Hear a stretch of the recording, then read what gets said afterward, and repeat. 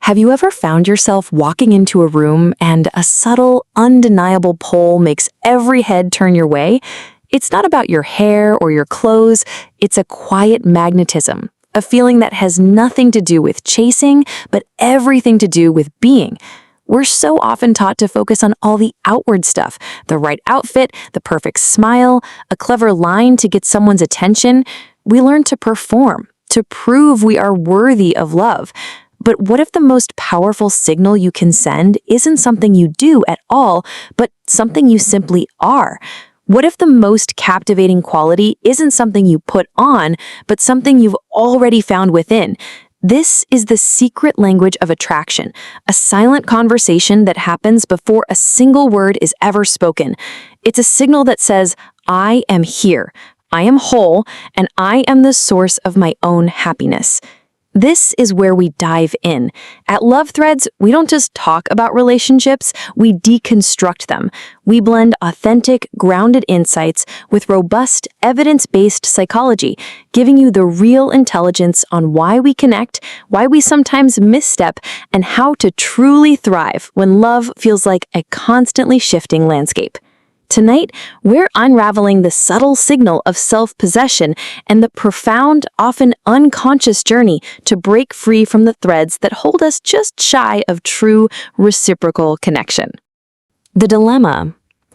We live in a world that sells us a constant prescription for love. We're given checklists and rules for finding a partner, told that if we just check the right boxes, love will follow. But so many of us get stuck in a frustrating trap. The harder we chase, the more genuine connection slips away. The more we try to become what we think a potential partner wants, the more we lose ourselves. We become a human chameleon, changing our colors to fit the emotional landscape of every person we meet.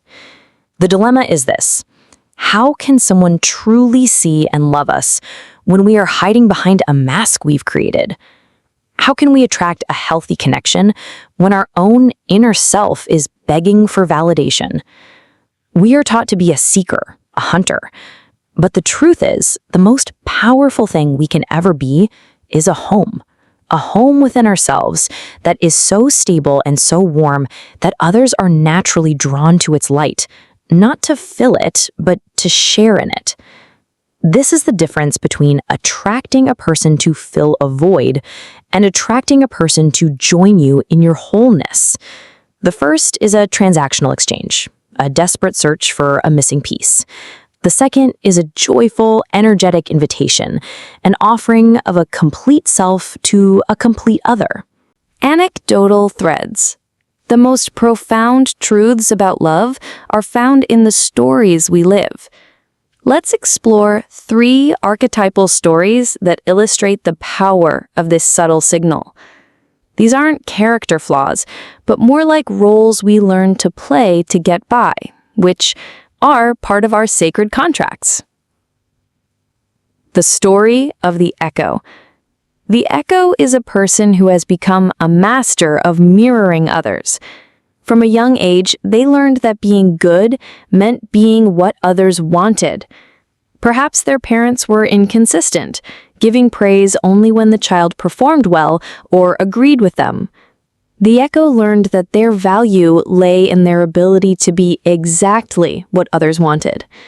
As an adult, this plays out in a love life where they constantly adapt to their partner's personality, hobbies, and desires. When they meet a new person, they don't share their own passions. They listen intently and then reflect back what they hear. Their energy is one of constant, quiet approval seeking, a subtle tension that men subconsciously feel before they even speak. They're drawn to this at first because it feels like a perfect fit, a person who always agrees and never challenges. But this isn't true connection, it's a lack of self. The echo's path to wholeness begins when they realize they are not a reflection of others, but the source of their own unique light. The story of the curator. The curator is a master of their social media, their career, and their external life. This pattern often stems from a deep-seated fear of vulnerability. They believe that their true, messy, imperfect self is not worthy of love, so they present a polished, untouchable version of themselves to the world. They curate their life like a museum exhibit, flawless and pristine. Their subtle signal is a wall of polished perfection that keeps people at a distance. Men are intrigued by them, drawn to the challenge of breaking through the surface. They see a woman who has it all together. But this dynamic can prevent a deep, meaningful connection. The curator's journal to wholeness is to realize that true love is not attracted to perfection, but to authenticity. It's about learning to lower the shield and let someone see the raw, beautiful, and imperfect person underneath. The story of the bridge builder. The bridge builder is a natural peacemaker and mediator, often putting others' needs and harmony above their own. This pattern is rooted in a sense of responsibility for the emotional well-being of those around them. Maybe they grew up in a home with a lot of conflict and learned that their role was to calm the storm, to make sure everyone was happy. As an adult, this translates into a love life where they are drawn to men who have a lot of emotional baggage or are constantly in a state of chaos. They are the person who always gives the benefit of the doubt, who makes excuses for a partner's bad behavior, and who tries to bridge the gap between a partner's words and actions. Their subtle signal is a warmth that invites connection, but often at the cost of their own inner peace. Men are drawn to this because it feels comfortable and safe, a person who will never rock the boat. But this is not a partnership of equals, it's a dynamic of emotional responsibility. The bridge builder's path to true connection is to learn that their first responsibility is to their own inner peace, and that healthy love doesn't need a mediator, it needs two people who are willing to meet in the middle. Psychological depth and education. The subtle signals men notice aren't magic. They're a profound, unconscious reading of your inner world. Let's look at the simple but powerful psychology behind it. Attachment styles, the blueprint of love. Our early relationships with our caregivers create an internal blueprint for how we view love. This is the basis of attachment theory, a foundational concept in psychology. The echo, for example, often has an anxious attachment style.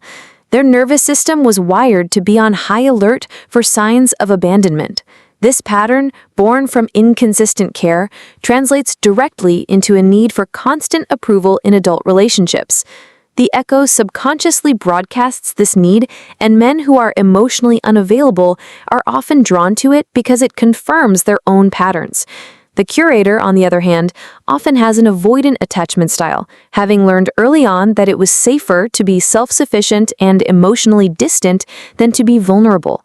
Her subtle signal is a reflection of this deep belief that relying on others is dangerous. Family systems and systemic entanglements. Beyond our individual experiences, we also carry the invisible baggage of our family systems. This is a core idea of family constellations, which suggests we are unconsciously loyal to the unresolved pain of our ancestors. The bridge builder might be carrying the unspoken burden of a grandparent who was a constant peacemaker in a turbulent family, and her soul is unconsciously committed to repeating that pattern. We are all loyal to our family's template of love, and without conscious awareness, we will choose partners who keep us tethered to the familiar, even if it's painful. The subtle signal here isn't just about our personal history, but a reflection of the collective, unhealed history of our family line. It's an energetic signal that says, I am still carrying this pain. Neuroscience of love and connection. On a biological level, love is a complex dance of hormones and brain chemistry. When we meet someone who reminds us on an unconscious level of our early dynamics, our brains release a cocktail of neurochemicals like dopamine that create a feeling of excitement. For a person who is an echo, a partner who is a little distant can feel exciting because it mirrors the anxious striving they learned to associate with love. It feels like a challenge, not a threat. Our brains aren't always seeking healthy love, they're often seeking familiar love, even if that love is painful. The subtle signal, therefore, is a communication that bypasses our conscious mind and speaks directly to the part of our brain that remembers our oldest emotional patterns. It's a message that says, "This feels like home." Developmental stages. Looking at our own growth, we can see how our childhood experiences shape our adult relationships. The curator, for example, may have never fully developed a strong, authentic sense of self in adolescence. As a result, she fears losing herself in a relationship. The subtle signal she emits is a reflection of this developmental gap. We cannot offer a whole self to another if we do not first have a whole self to give. When we talk about the subtle signal, we're not just talking about a fleeting impression. We're talking about a multi-layered communication that speaks to a person's entire relational history. The subtle signal is deeply intertwined with our capacity for vulnerability, our understanding of what a healthy partnership looks like, and our ability to navigate the complex dance of intimacy. One powerful insight comes from a perspective that suggests we are all just a collection of our past selves. The way we present ourselves, the energy we give off, is a direct result of how we learn to cope. About how a person's level of confidence is the ultimate attractor. This isn't just about a strong posture or a loud voice, it's a quiet confidence that says, "I am okay, whether you choose me or not."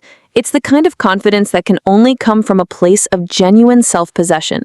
It's the difference between trying to win someone over and simply inviting them to get to know you. The subtle signal of a confident person is an invitation, not a plea. It's a quiet power that says, "I'm not waiting for you to complete me, I am waiting for you to join me." Another perspective emphasizes the importance of understanding the dance of intimacy. Explores how healthy relationships require both connection and space. The subtle signal of a person who is truly whole is not one of neediness, but one of a secure emotional base. They're comfortable being alone and are not afraid of a partner's need for independence. This allows for a kind of playfulness and desire to flourish, something that can't happen in a relationship based on constant reassurance. The subtle signal here is a subtle sense of safety and trust, an unspoken understanding that both partners have a strong sense of self and are not at risk of disappearing into the other. This sense of self-differentiation is what allows for true desire to thrive. The signal you send out is your vibration. When you are a secure, whole person, your vibration is steady and calm, attracting a partner who is also in a state of peace, rather than a state of chaos. The signal is also deeply tied to our willingness to be vulnerable, that vulnerability is not weakness, but a courageous act of love. When a person is willing to show up as their authentic self, flaws and all, they are sending a signal of genuine courage. They're saying, "This is who I am, and I am not afraid to be seen." The curator in our story is broadcasting a signal of "look, but don't touch." But when she learns to be vulnerable, her signal changes to "I see you and I am willing to be seen by you." This is the kind of signal that builds real trust, which is the foundation of any lasting connection. The subtle signal is a reflection of how brave you are willing to be with yourself. Self-worth is not something we earn from others, but something we cultivate from within. The subtle signal of a person with high self-worth is one of dignified kindness. They are kind not because they're trying to win someone's affection, but because it is their natural state of being. They are not afraid to be their authentic self because their worth is not up for negotiation. A person with high self-worth won't tolerate being treated poorly, and that boundary is a subtle but powerful signal that says, "I deserve respect." The subtle signal is also about the emotional dance of the relationship itself. To the four horsemen of relationship failure: criticism, contempt, defensiveness, and stonewalling. A person who is broadcasting a subtle signal of self-possession is also broadcasting a signal that they do not engage in these behaviors. They are not prone to being overly critical, they are not contemptuous, they are not defensive, and they are not emotionally shutting down. Instead, they are broadcasting a signal of curiosity, empathy, and a willingness to engage in healthy conflict.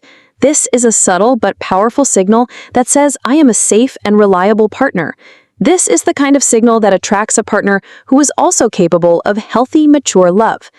This deep dive into the psychology of the subtle signal shows us that it's not just about a feeling, it's about a complex interplay of our attachment history, our family system, our neurobiology, and our willingness to be vulnerable. It's a profound, unconscious message that says, this is the kind of love I believe I deserve, and this is the kind of love I am capable of giving. The journey is about changing that message, not for a potential partner, but for yourself. The role of play and a strong foundation. Let's expand on this a little further. It's about being the prize in your own life. This is not about arrogance, but about building a life so full and so joyful that a partner is an amazing addition, not the main event. When your life is the party, you don't have to worry about who is coming. The subtle signal you send is one of abundance. You are not in a state of lack, but in a state of overflow. This is a magnet for healthy partners who are also living their own full lives. They're not looking for someone to fill their time, but someone to share their adventure with. The subtle signal of a person who is the prize is one of effortless joy and fulfillment.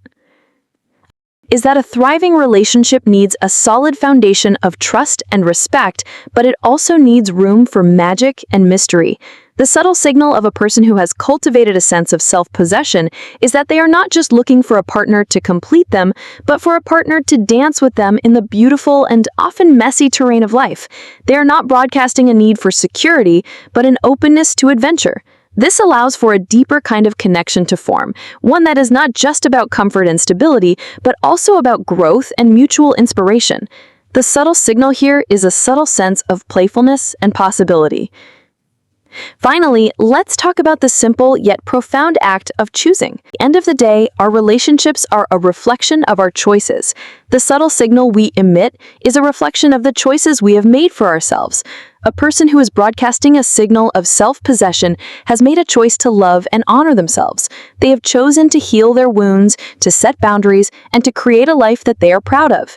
This is a powerful, inspiring signal that says, I have chosen myself, and I am now ready to choose a partner who will choose me in the same way. The subtle signal is a reflection of your past choices and a powerful guide for your future. Rewriting the narrative. The good news is that these subtle signals are not a life sentence. They are a signpost pointing you toward the work that needs to be done. You can absolutely change the signal you are broadcasting, and in doing so, you will change the partners you attract. Phase 1. The pause of self-awareness. The first step is simply to pause. The next time you feel that pull of attraction, that familiar, intoxicating feeling, don't rush into it. Don't immediately start planning the future or fantasizing about what could be. Instead, take a moment to ask yourself, what is this feeling? Is it the feeling of a healthy connection, or is it the familiar feeling of an old pattern being replayed? This is where you begin to deconstruct your own emotional algorithm. The echo can ask, am I changing who I am to be with this person? The curator can ask, am I putting on a show to impress this person, or am I being my authentic self? The bridge builder can ask, am I trying to solve their problems, or am I simply enjoying their company? The pause is not about judgment. It's about a gentle curiosity that creates a small but crucial space between your past patterns and your future choices. Phase 2. The practice of self-possession.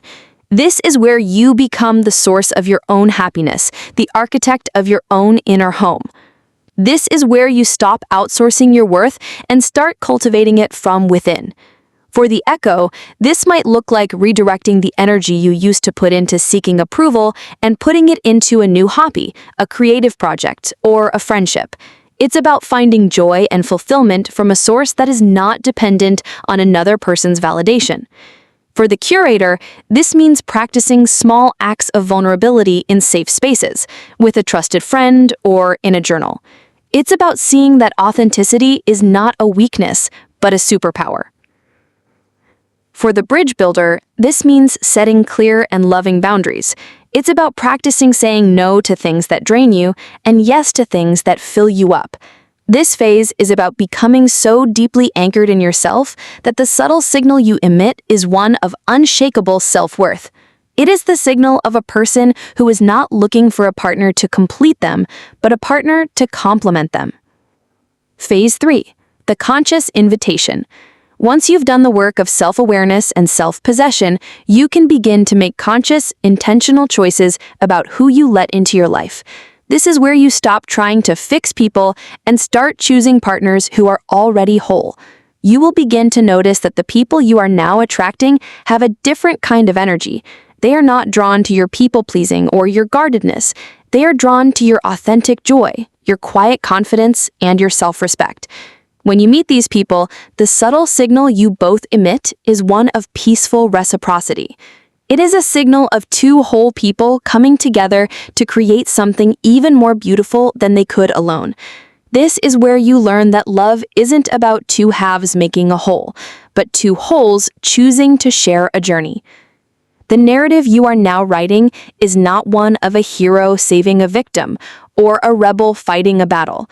It is a story of two equal partners walking side by side, hand in hand. The turning point isn't a single dramatic moment.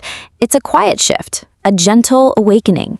It's the day you realize you no longer have the urge to change yourself to please someone else. It's the evening you find yourself sitting alone, not feeling lonely, but deeply content, and you realize that the home you've been searching for was within you all along.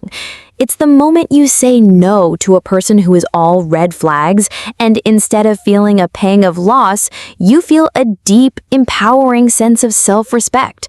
It's the moment when a man approaches you, not because he senses your need, but because he feels the warmth of your light, and he wants to stand in it. He is not drawn to the void you once tried to fill, but to the wholeness you've cultivated. The turning point is when you stop looking for a partner to love you into existence and start loving yourself into wholeness. Conclusion and reflection. The subtle signal men notice before they even speak to you isn't about your physical appearance or your accomplishments. It's about the energy you are broadcasting, a reflection of your inner world. It's a signal that says, I am a complete person. I am a home within myself. The people we attract are not a reflection of our worth, but of our wounds. And the most powerful act of attraction is not about being beautiful or clever, but about being healed. The journey to attracting healthy, reciprocal love begins not with a change in your behavior, but with a profound and loving change in your relationship with yourself. So ask yourself, what is the subtle signal you are currently broadcasting? Is it one of anxious longing, of wounded giving, or of guardedness? And what would it feel like to broadcast a signal of quiet confidence, of peaceful self-possession, of a heart that is not in desperate search, but is simply open? Maybe the most radical thing you can do is to let go of the script and allow a new, beautiful story to finally begin. Call to action. Have you recognized yourself or a pattern you've experienced in the archetypes we've explored? What steps are you taking, or what insights have you gained on your journey to cultivate self-possession and set healthier boundaries? Share your experiences and reflections in the comments below, and let's continue to unravel the heart of modern connection, one insightful thread at a time. If this stirred something in you, subscribe to Love Threads for more wisdom on navigating the beautiful, complex landscape of love.